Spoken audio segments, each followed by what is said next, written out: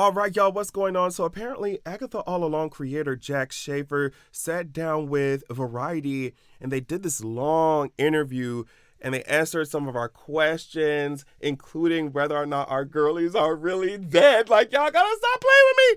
Y'all gotta stop playing with me.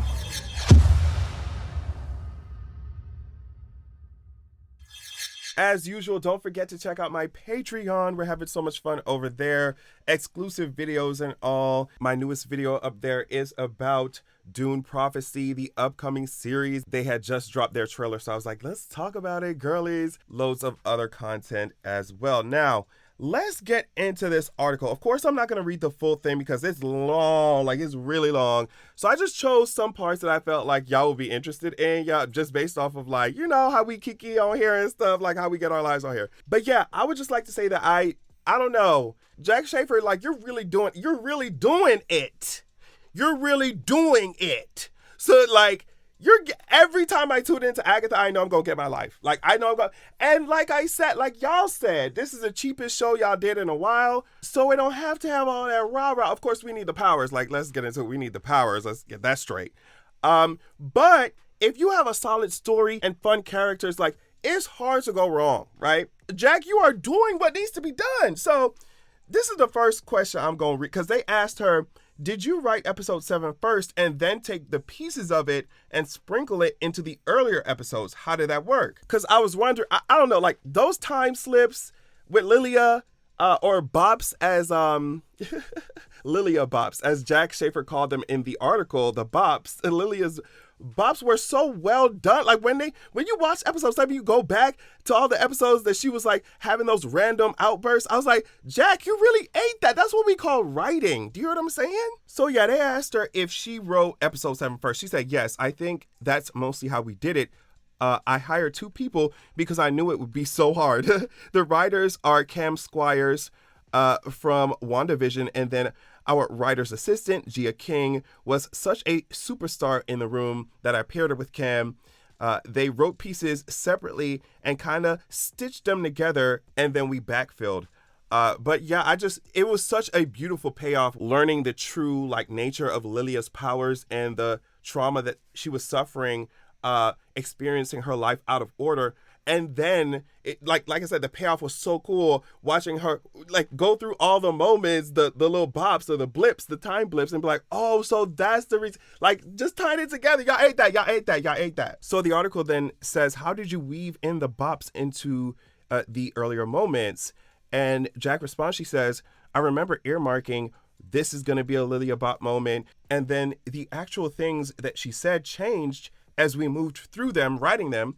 There was only one that we changed on the day. It caused me to have such a sweaty panic because I was like, will this fit? It was the I love you guys from episode 3. We realized whatever it was wasn't going to sync. It's a little fudgy in the emotional turn of it, but I think we pulled it out. And so, yeah, I can imagine like going through on filming day, like having written all this stuff out to string it together perfectly so that these time slips make sense, and then you go and film one, even one syllable out of place can make the whole house of cards like fall down. You know what I mean? So I'm sure she was in a sweaty panic if they're changing stuff on the day or just change one thing on the day. It just shows the meticulous nature of their planning. Like they had to execute it as is. Like it's just y'all ate that. I can't stop saying that. I know that, but like it felt like the old times when you were watching Marvel years ago. You know what I mean? That feeling you got years ago, like with WandaVision, of course, but like the feeling you used to get consistently with Marvel. That's why I keep saying y'all ate that. Okay, so they asked her here, did you work out a linear timeline of how the episode actually unfolded? Yeah, if you do, and she said, yeah, if you do something like this, it has to make sense in the actual order. There's the timey-wimey fun of the stuff that Lilia knows because Jen told her earlier, but Jen knows because Lilia told her later. I love that. It was so much fun. There's a little bit of the cheating of that you can't fully square, but for the most part, if you string it together, it does make sense. Okay, and so here's the question we all been waiting for. Lilia, Alice, Mrs. Hart, are they all really dead? And she said this, I anticipated this question today, and I've been thinking about my answer. What I want to say is that this is a show about death. We actually have the character of death in our show. I am interested in that conversation, and I'm fascinated by how death is used in the comic space and in the MCU. Personally, I feel that when a person dies, you can still talk to them and feel them, and they can still be in your lives, but death is immutable, it's permanent. With this show, we wanted to pay respect to that. So this is a more earnest and grave conversation about death than maybe you would find in another superhero project. So now, of course, all this could be misdirection, but from what she's presenting, to me, in my own opinion, I think that what she's saying is that these characters really are dead. Like, Marvel misdirections aside, I think that Jack is like, well, nah, they're gone. Like, at least for the purpose of this show, they're gone. And I want, since we're talking about death, I want it to actually essentially kind of mean something that when they die. But, like I said, maybe she's just saying that, and then they all gonna come at the, finale, and we live happily ever after the end. I think that's very unlikely. But at least from the interview, and like I said, they could all be, just trying to, trick us up or something. But I would not be surprised if we got to the end of the show and the characters who died ended up staying dead. Like, I would not be surprised by that. Okay, well, I guess if anything, I want Alice back. Sharon, you could keep her. No shade, but you could keep her. Lilia, I feel like if you resurrect her, then we have to start thinking about, okay, so how does this impact the sacrifice that she made? Like going through that emotional journey in the last episode that we just watched with Lilia, it might mean a little less, might mean something different, if she wakes back up, girl. You see what I'm saying? So I wouldn't be surprised if some of these characters just stay dead. Though I do miss them. Though I do want to see them again. Okay, so they ask her, so are the Salem 7 dead? And she says, yeah, the Salem 7 are dead. They're off the board in our show, is what I will say. Lilia has saved everybody. And here she talks about Lady Death. Lady Death, or at least they ask her about Lady Death. Lady Death has been a significant character in Marvel Comics for a long time. When did you decide to include your version of that character in the show?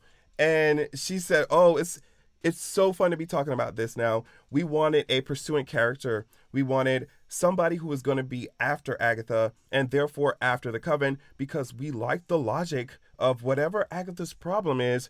Once they become a Coven, it becomes the problem of the group. Very, very early, we had this character we call the debt collector. Witchcraft is a lot about intention and exchange and checks and balances. So we had this notion of someone being after them for unpaid debts of witchcraft. I don't remember when we pivoted to death, but it was just so sexy. We were just like, who is the perfect ex-lover of Agatha Harkness? It was just so obviously Lady Death, and it felt right. Well, I would definitely say that y'all made the right decision with that because it's perfect. Casting is perfect. It's just, I'm here for it. Also, look at this. They asked her next week, is the 2-episode finale with WandaVision's finale. You experienced the challenge of some fans theorizing about possible endings and surprise cameos like Mephisto or Doctor Strange, and then being disappointed when they didn't happen.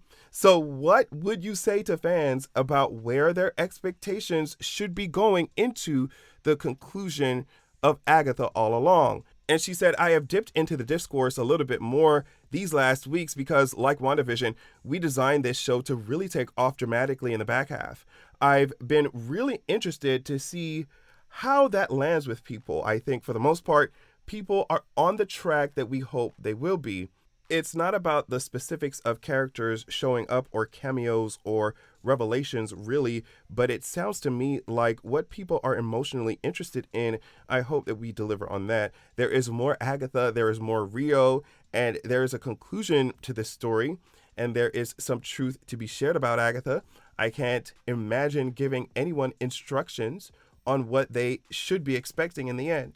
I think what I would say is I feel so grateful that the viewers of this show seem so invested in the emotional story. We really are, because y'all wrote it well. Like, that's it. Like, y'all wrote it well. And so I also think that this may be a warning to people who are like the question, because they asked her, like, people expecting Mephisto and Doctor Strange and all this stuff to show up in WandaVision. I think, it could be interpreted as a warning, like, y'all, Wanda ain't coming. Like, I know y'all might be expecting Wanda to show up or something in the finale, and that simply just might not be the case. And I mean, I think that's fine, like, especially if the show's about Agatha. Okay, keep it Agatha all along. Like, and I get it. Keep it to Agatha and that's it. Especially because a lot of times Marvel will be putting in some, extra, post-credit scene, and then they be like, all right, well, we got to change stuff up anyway, when the time comes to film it or actually execute it. So it's fine. We already know, like, even if Wanda does not show up in the finale, we already know she coming, like, it's fine. We already know she's coming. We already know she got her own movie coming. Like, I mean, it's rumors, but it's just like, why would they not? Elizabeth been teasing it. Like, it's just, we know she here. They talking about her. It's fine. If she don't come in the finale, it's not the end of the world. Okay. And then I'll end with this one because, like, the whole show to me seems like a technical challenge, but the anytime you're doing time stuff, especially that, episode 7, especially that. So they asked her, what was one of the biggest logistical challenges for you while filming? And she said the transitions, lining up those transitions frame to frame. So we had a document that had images of what had been shot so we could get the right lens and the right frame size and everything. She was like, that was the stuff that really made me sweat. And I can imagine. She thanks her colleagues, Kimmy Weber and Ishi Medkar. But this part about the swords falling, I thought was crazy. She said, the other thing that was very complicated about this episode was the practical part. The swords are real. I'm like, what? Get me out of here. If I was an actor, I'd be like, do they really got to be real? What's wrong with you? But I mean, it was fun. It looked good. The scene looked amazing. Those swords are real and they're on piano wire. We had to number them and know the order and decide where they went before any actors set foot on the set. So we had this sword map that was nuts, and Ishi was my sword angel, keeping all that in both our minds. And the actors, they were so lovely. They were willing to let me say, we cannot explore dancing around the space. I need you here right now. Otherwise, a sword is going to hit you in the face. Yeah, y'all can't play around right now. There are swords literally above. I can't believe y'all was playing around. I would be standing so still. Anytime, anywhere Jack pointed me to be at, I would be right there with my hands by my side, stiff. They would have to be like, all right, Adrian, it's cool. You can act now, like, loosen up. Nah, there's swords above me, bro. What you mean? Y'all was dancing on set, I would have been stiff looking straight up. That's why y'all characters almost got messed up too. Twink wouldn't look up. Y'all wouldn't look up. Twink and Agatha wouldn't look up. What's wrong with y'all? But yeah, that's all I'm going to read from the article because, like I said, it is super duper duper long. So if you want to check it out in full, the link, as usual, will be in my description box. But I would just like to say again that y'all, I don't know, why did it take Marvel this long? What's wrong with you, Marvel? Like, why is it sometimes like some of the stuff be so whack, but then other times I'm like, okay, this is what a fun superhero show's supposed to be. Like, why is it so hard for y'all sometimes? Jack Schaeffer, you eating it. The creative team over there, y'all are eating it. And I'm here for it. And I cannot wait for this 2-part finale. Of course, I'm be doing a review for both episodes. So just keep my sanity in your thoughts this week because I'm going to be working. But hopefully, I just hope y'all enjoy the reviews. It seems like y'all are from the comments and stuff. Thank y'all so much for watching. Love y'all so much, and I'll check y'all later. Peace. All right, y'all, make sure that you're going to www.zeraxia.com. When you join the wait list there on the site, you will be the first to be notified when I drop my sequel. Also, you'll immediately get chapter 1 of my upcoming sequel of the upcoming book sent to your email as a PDF. So check that out. Also, this is a different excerpt from my upcoming book, so you definitely want to pause to read if you're trying to get your life. Keep in mind that this upcoming book, the sequel, is following up the first book that is already released called Zeraxia, Wrath of the God King. I released it a few years ago. It was my introduction to writing. fantasy and stuff. So just go easy on me. But either way, as you can see here, it's given 4.9 stars. It's given 4.9 stars. So yeah, check out Xeraxia Wrath of the God King while you wait for Xeraxia The Vengeance of Coldwind, right? And go to Xeraxia.com, sign up, join the waitlist, get your free chapter. Thank you so much.